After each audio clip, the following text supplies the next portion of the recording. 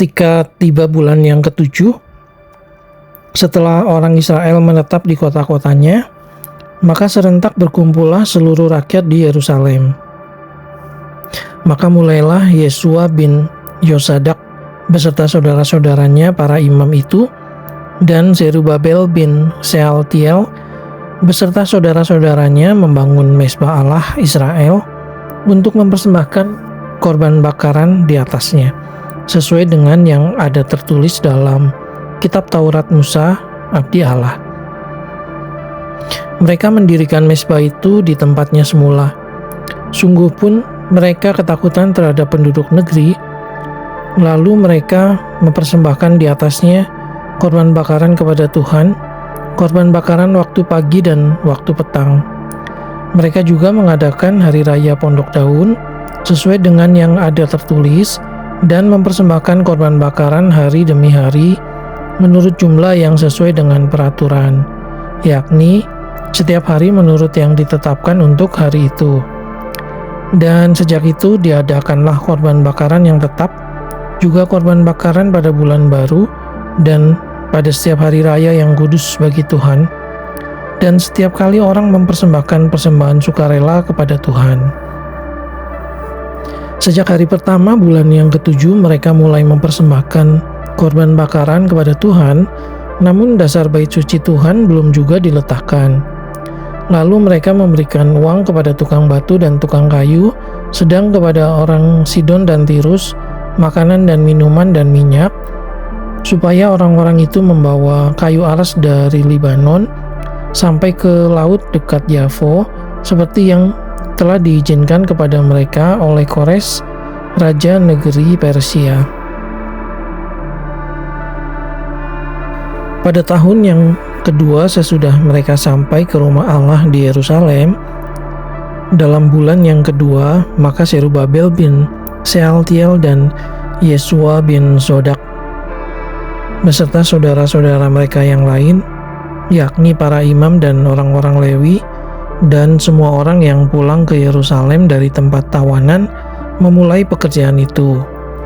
Mereka menugaskan orang-orang Lewi yang berumur 20 tahun ke atas untuk mengawasi pekerjaan membangun rumah Tuhan. Lalu Yesua serta anak-anak dan saudara-saudaranya, dan Kadmiel serta anak-anaknya, orang-orang Yehuda bersama-sama bertindak mengawasi orang-orang yang melakukan pekerjaan membangun rumah Allah. Demikian juga Bani Henadad, anak-anak dan saudara-saudara mereka, orang-orang Lewi itu. Pada waktu dasar bait suci Tuhan diletakkan oleh tukang-tukang bangunan, maka tampillah para imam dengan memakai pakaian jabatan dan membawa nafiri, dan orang-orang Lewi, Bani Asaf, dengan membawa ceracap untuk memuji-muji Tuhan menurut petunjuk Daud, Raja Israel. Secara berbalas-balasan mereka menyanyikan bagi Tuhan nyanyian pujian dan syukur, sebab Ia baik, bahwasannya untuk selama-lamanya kasih setianya kepada Israel. Dan seluruh umat bersorak-sorai dengan nyaring sambil memuji-muji Tuhan, oleh karena dasar rumah Tuhan telah diletakkan. Tetapi banyak di antara para imam, orang-orang Lewi dan kepala-kepala kaum keluarga, orang tua-tua yang pernah melihat rumah yang dahulu, menangis dengan suara nyaring ketika peletakan dasar rumah ini dilakukan di depan mata mereka, sedang banyak orang bersorak-sorai dengan suara nyaring karena kegirangan. Orang tidak dapat lagi membedakan mana bunyi sorak-sorai kegirangan dan mana bunyi tangis rakyat, karena rakyat bersorak-sorai dengan suara yang nyaring sehingga bunyinya kedengaran sampai jauh.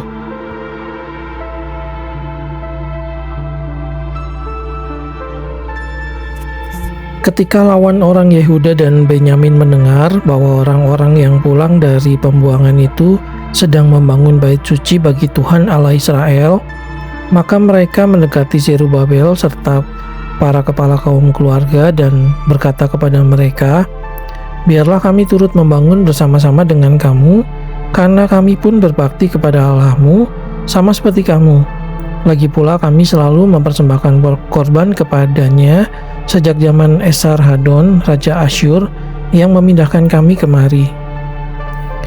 Tetapi Zerubabel, Yesua, dan para kepala kaum keluarga orang Israel yang lain berkata kepada mereka, "Bukanlah urusan kita bersama, sehingga kamu dan kami membangun rumah bagi Allah kami, karena kami sendirilah yang hendak membangun bagi Tuhan Allah Israel, seperti yang diperintahkan kepada kami oleh Kores, raja negeri Persia." Maka penduduk negeri itu melemahkan semangat orang-orang Yehuda dan membuat mereka takut membangun. Bahkan selama zaman Kores, raja negeri Persia, sampai zaman pemerintahan Darius, raja negeri Persia, mereka menyogok para penasehat untuk melawan orang-orang Yehuda itu dan menggagalkan rancangan mereka. Pada zaman pemerintahan Ahasweros, pada permulaan pemerintahannya, mereka menulis surat tuduhan terhadap orang-orang yang telah menetap di Yehuda dan di Yerusalem. Dan pada zaman Artasasta ditulislah surat oleh Bislam, Mitredat, dan Tabeel serta rekan-rekannya yang lain kepada Artasasta, raja negeri Persia. Naskah surat itu ditulis dalam bahasa Aram dengan terjemahannya dalam bahasa Aram. Rehum, bupati, dan Simsai, panitra, telah menulis surat terhadap Yerusalem kepada Raja Artasasta yang isinya sebagai berikut. Pada waktu itu ditulislah surat itu oleh Rehum bupati dan Simsai panitra serta rekan-rekan mereka yang lain, para hakim dan punggawa dan pegawai-pegawai orang Persia, orang-orang dari Erek dari Babel, serta orang-orang dari Susan, yaitu orang-orang Elam dan bangsa-bangsa lain, yang oleh Asnapar yang agung dan mulia itu dipindahkan dan disuruh menetap di kota Samaria dan di daerah yang lain sebelah barat Sungai Efrat. Inilah salinan surat yang dikirim mereka kepadanya. Ke hadapan Raja Artasasta dari hamba-hamba tuanku, orang-orang di daerah sebelah barat Sungai Efrat. Maka kiranya Raja maklum bahwa orang-orang Yahudi yang berangkat dari tuanku ke tempat kami telah tiba di Yerusalem. Mereka sedang membangun kembali kota yang durhaka dan jahat itu. Mereka menyelesaikan pembangunan tembok-tembok dan memperbaiki dasarnya. Kiranya Raja maklum bahwa jikalau kota itu sudah dibangun dan tembok-temboknya sudah selesai, orang tidak lagi membayar pajak, upeti atau bea, sehingga kota itu akhirnya mendatangkan kerugian kepada raja-raja. Sekarang, oleh karena kami mempunyai hubungan dengan raja dan tidak patut bagi kami melihat raja kena cela, maka oleh sebab itu kami menyuruh orang memberitahukan hal itu kepada raja, supaya diadakan penyelidikan dalam kitab riwayat nenek moyang tuanku. Di dalam kitab riwayat itu tuanku akan mendapati dan mengetahui bahwa kota itu kota durhaka yang selalu mendatangkan kerugian kepada raja-raja dan daerah-daerah, dan bahwa orang selalu mengadakan pemberontakan di dalamnya sejak zaman dahulu. Itulah sebabnya maka kota itu dibinasakan. Kami ini memberitahukan kepada raja bahwa jikalau kota itu sudah dibangun kembali dan tembok-temboknya sudah selesai, maka bagi tuanku kelak tidak ada lagi milik di daerah sebelah barat Sungai Efrat. Maka raja mengirim surat jawaban ini kepada Rehum bupati dan Simsai panitra serta rekan-rekan mereka yang lain yang tinggal di Samaria dan di daerah yang lain seberang Sungai Efrat. Salam. Maka sekarang surat yang kamu kirim kepada kami telah dibacakan kepadaku dengan jelas. Lalu atas perintahku telah diadakan penyelidikan dan didapati bahwa kota itu sejak zaman dahulu selalu bangkit melawan raja-raja dan bahwa penduduknya selalu mendurhaka dan memberontak.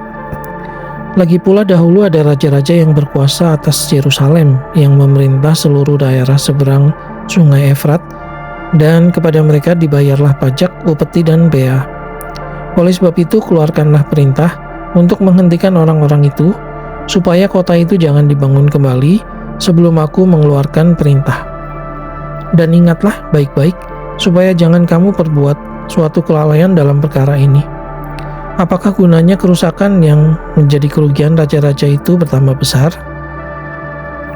Maka setelah salinan surat Raja Artasasta dibacakan kepada Rehum dan Simsai, Panitra, serta rekan-rekan mereka, berangkatlah mereka dengan segera ke Yerusalem mendapatkan orang-orang Yahudi, dan dengan kekerasan mereka memaksa orang-orang itu menghentikan pekerjaan itu.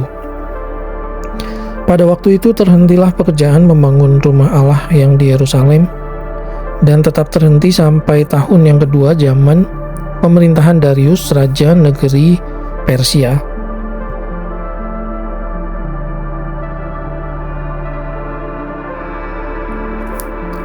Tetapi Nabi Hagai dan Sakaria bin Iddo, kedua nabi itu, bernubuat terhadap orang-orang Yahudi yang tinggal di Yehuda dan di Yerusalem dalam nama Allah Israel yang menyertai mereka. Pada waktu itu mulailah Serubabel bin Sealtiel dan Yesua bin Yosadak membangun rumah Allah yang ada di Yerusalem. Mereka didampingi dan dibantu oleh nabi-nabi Allah. Tetapi pada waktu itu juga datanglah kepada mereka Tatnai, bupati daerah sebelah barat sungai Efrat, bersama-sama dengan Syetar Boznai dan rekan-rekan mereka, dan beginilah katanya kepada mereka, "Siapakah yang memberi perintah kepadamu untuk membangun rumah ini dan menyelesaikan tembok ini?" Lalu katanya pula kepada mereka, "Siapakah nama-nama orang yang mendirikan bangunan ini?" Tetapi mata Allah mengamat-amati para tua-tua orang Yahudi, sehingga mereka tidak dipaksa berhenti oleh orang-orang itu, sampai ada berita diterima oleh Darius dan kemudian dikirim kembali surat jawaban mengenai hal itu. Inilah salinan surat yang dikirim Tatnai, bupati daerah sebelah barat sungai Efrat, bersama-sama dengan Syetar Boznai dan rekan-rekannya, para punggawa daerah sebelah barat sungai Efrat, kepada Raja Darius. Mereka mengirim laporan tertulis kepadanya yang bunyinya sebagai berikut. Ke hadapan Raja Darius, salam sejahtera. Kiranya Raja maklum bahwa kami datang ke daerah Yehuda, ke rumah Allah yang maha besar. Rumah itu sedang dibangun dengan batu yang besar-besar, sedang dindingnya dilapisi dengan kayu, dan pekerjaan itu dikerjakan dengan seksama dan berjalan lancar di tangan mereka. Kemudian kami menanyai para tua-tua itu, dan beginilah kata kami kepada mereka, "Siapakah yang memberi perintah kepadamu untuk membangun rumah ini dan menyelesaikan tembok ini?" Lagi pula kami tanyakan kepada mereka nama-nama mereka untuk memberitahukannya kepada tuanku dengan mencatat nama orang-orang yang mengepalai mereka. Inilah jawaban yang diberikan mereka kepada kami.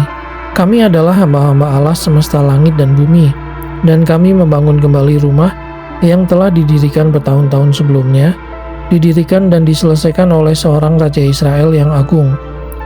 Tetapi sesudah nenek moyang kami membangkitkan murka Allah semesta langit, mereka diserahkannya ke dalam tangan Nebukadnezar, Raja Negeri Babel, orang Kasdim, yang merusak rumah itu dan mengangkut bangsa itu sebagai tawanan ke negeri Babel. Akan tetapi pada tahun pertama zaman Kores, Raja Negeri Babel, dikeluarkanlah perintah oleh Raja Kores untuk membangun rumah Allah ini. Juga perlengkapan emas dan perak dari rumah Allah yang telah diambil oleh Nebukadnezar dari bait suci yang di Yerusalem dan dibawa ke dalam bait suci yang di Babel, diambil pula oleh Raja Kores dari bait suci yang di Babel itu dan diserahkan kepada seorang yang bernama Sesbasar yang telah diangkatnya menjadi bupati. Perintahnya kepadanya, "Ambillah perlengkapan ini, pergilah dan taruhlah itu di dalam bait suci yang di Yerusalem, dan biarlah rumah Allah dibangun di tempatnya yang semula." Kemudian datanglah Sesbasar meletakkan dasar rumah Allah yang ada di Yerusalem. Dan sejak waktu itu sampai sekarang dikerjakanlah pembangunannya, hanya belum selesai. Oleh sebab itu, jikalau dianggap baik oleh raja, maka hendaklah diadakan penyelidikan di dalam gedung perbendaharaan raja di sana, di Babel, apakah pernah dikeluarkan perintah oleh Raja Kores untuk membangun kembali rumah Allah yang di Yerusalem itu. Kemudian keputusan raja tentang hal itu kiranya dikirimkan kepada kami. Sesudah itu, atas perintah Raja Darius, diadakanlah penyelidikan di perbendaharaan di Babel, di tempat naskah-naskah disimpan. Kemudian di Ahmeta, benteng yang di provinsi Median, didapati sebuah gulungan yang isinya sebagai berikut. Piagam. Pada tahun pertama zaman Raja Kores, dikeluarkanlah perintah oleh Raja Kores mengenai rumah Allah di Yerusalem. Rumah itu haruslah dibangun kembali sebagai tempat orang mempersembahkan korban sembelihan dan korban api-apian. Haruslah tingginya 60 hasta dan lebarnya 60 hasta. Dan haruslah dipasang 3 lapis batu besar-besar dan 1 lapis kayu. Biayanya harus dibayar dari perbendaharaan kerajaan, dan juga perlengkapan emas dan perak rumah Allah yang diambil oleh Nebukadnezar dari bait suci yang di Yerusalem dan dibawa ke Babel itu haruslah dikembalikan, supaya kembali pula ke dalam bait suci yang di Yerusalem, ke tempatnya yang semula, dan engkau haruslah menaruhnya di dalam rumah Allah. Oleh sebab itu, hai Tatnai, bupati daerah seberang sungai Efrat, dan Syetar Boznai serta rekan-rekanmu para punggawa daerah seberang sungai Efrat, hendaklah kamu menjauhkan diri dari sana. Biarkanlah pekerjaan membangun rumah Allah itu. Bupati dan para tua-tua orang Yahudi boleh membangun rumah Allah itu di tempatnya yang semula. Lagi pula telah dikeluarkan perintah olehku tentang apa yang harus kamu perbuat terhadap para tua-tua orang Yahudi mengenai pembangunan rumah Allah itu, yakni daripada penghasilan kerajaan daripada upeti daerah seberang sungai Efrat, haruslah dengan seksama dan dengan tidak bertangguh diberi biaya kepada orang-orang itu, dan apa yang diperlukan, yakni lembu jantan muda, domba jantan, anak domba untuk korban bakaran bagi Allah semesta langit, juga gandum, garam, anggur, dan minyak, menurut petunjuk para imam yang di Yerusalem. Semuanya itu harus diberikan kepada mereka hari demi hari tanpa kelalaian, supaya mereka selalu mempersembahkan korban yang menyenangkan kepada Allah semesta langit dan mendoakan raja serta anak-anaknya. Selanjutnya telah dikeluarkan perintah olehku supaya setiap orang yang melanggar keputusan ini akan dicabut sebatang tiang dari rumahnya untuk menyulakannya pada ujung tiang itu, dan supaya rumahnya dijadikan reruntuhan oleh karena hal itu. Maka Allah yang sudah membuat namanya diam di sana, biarlah ia merobohkan setiap raja dan setiap bangsa yang mengacungkan tangan untuk melanggar keputusan ini dan membinasakan rumah Allah yang di Yerusalem itu. Aku, Darius, yang mengeluarkan perintah ini, hendaklah itu dilakukan dengan seksama.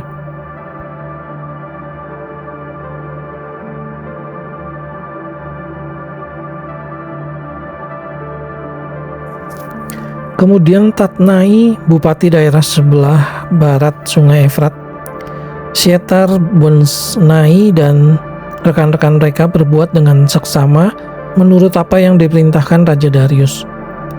Para tua-tua orang Yahudi melanjutkan pembangunan itu dengan lancar, digerakkan oleh nubuat Nabi Hagai dan Nabi Zakaria bin Ido. Mereka menyelesaikan pembangunan menurut perintah Allah Israel dan menurut perintah Kores, Darius, dan Artasasta, raja-raja negeri Persia. Maka selesailah rumah itu pada hari yang ketiga bulan Adar, yakni pada tahun yang ke-6 zaman pemerintahan Raja Darius.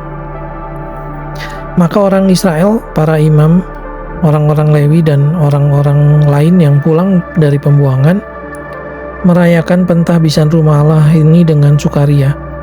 Untuk pentahbisan rumah Allah ini mereka mempersembahkan lembu jantan 100 ekor, domba jantan 200 ekor, dan anak domba 400 ekor. Juga kambing jantan sebagai korban penghapus dosa bagi seluruh orang Israel 12 ekor menurut bilangan suku Israel. Mereka juga menempatkan para imam pada golongan-golongannya dan orang-orang Lewi pada rombongan-rombongannya untuk melakukan ibadah kepada Allah yang diam di Yerusalem sesuai dengan yang ada tertulis dalam kitab Musa. Dan pada tanggal 14 bulan pertama, mereka yang pulang dari pembuangan merayakan Paskah. Karena para imam dan orang-orang Lewi bersama-sama mentahirkan diri, sehingga tahirlah mereka sekalian. Demikianlah mereka menyembelih anak domba Paskah bagi semua orang yang pulang dari pembuangan dan bagi saudara-saudara mereka, yakni para imam dan bagi dirinya sendiri. Orang-orang Israel yang pulang dari pembuangan memakannya, dan demikian juga setiap orang yang memisahkan diri dari kenajisan bangsa-bangsa negeri itu, lalu menggabungkan diri kepada mereka untuk berbakti kepada Tuhan Allah Israel. Lagi pula mereka merayakan hari raya roti tidak beragi dengan bersukacita 7 hari lamanya, karena Tuhan telah membuat mereka bersukacita. Ia telah memalingkan hati raja negeri Asyur kepada mereka, sehingga raja membantu mereka dan dalam pekerjaan membangun rumah Allah, yakni Allah Israel.